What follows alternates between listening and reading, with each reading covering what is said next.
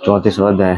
राजा नराय की कथा। वशिष्ठ जी बोले, सावर्णी इंद्र वाले 14वें मनु के वर्ष में एक अनरेय नामक राजा उत्पन्न हुआ था, जिसके पुत्र का नाम मंगल राय रणे था, और जो बड़ा ही बली राज्यों में श्रेष्ठ था। तो दीपों का राजा हुआ तथा विशेष कर वह शिव जी का बड़ा भक्त था। उसने इंद्रदेव प्राप्त करने के लिए भगवती जी को अपना पुरोहित बनाया और सैकड़ों यज्ञ किए, परंतु इंद्रदेव को स्वीकार नहीं किया। उस राजा के 100 पुत्र हुए और लक्ष्मी स्वरूपा से कन्या भी प्राप्त हुई। हे शैल, वह 100 पुत्रों में अपनी कन्या को अधिक प्यार करता था।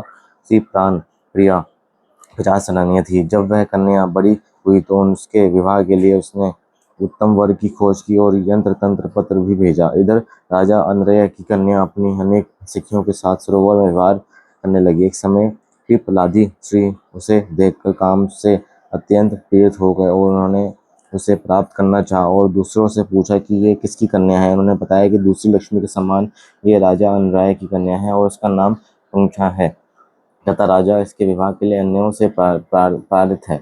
ये सुन पिपलादी श्री ऋषि को बड़ा क्षोभ हुआ और वह उसको प्राप्त करने के लिए और भी उत्सुक हुए। वह अपने इष्ट देव शंकर जी का पूजन कर कामवश उस कन्या को प्राप्त करने के लिए राजा नरेश की सभा में गए और राजा से कहा कि तुम अपनी इस कन्या को मुझे दे दो, अन्यथा मैं क्षण भर में सबको भस्म कर दूंगा। राजा रोने लगा क्योंकि मुनि वृद्ध थे। रानी भी रोने लगी, उसे मूर्छा आ गई। राजा के सब पुत्र भी बहुत व्याकुल हुए, सारे संबंधी व्याकुल हुए। तब राजा के पुरोहित ने राजा के पास जाकर उसे बहुत समझाया और कहा, हे राजन, तुम उत्तम बुद्धि का पालन करो।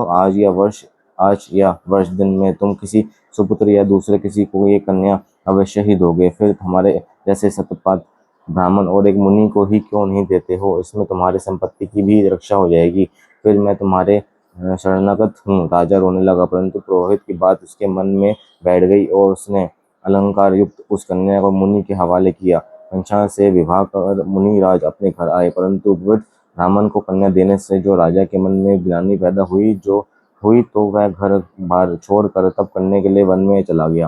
राजा के चले जाने पर पुत्री और पति के शोक में उसकी पतिव्रता रानी ने अपने प्राण त्याग दिए। उसके पुत्र भय तथा और भी कितने मनुष्य श्वास लेकर अपने प्राण विसर्जन कर दिए। चारों ओर शोक का साम्राज्य फैल गया।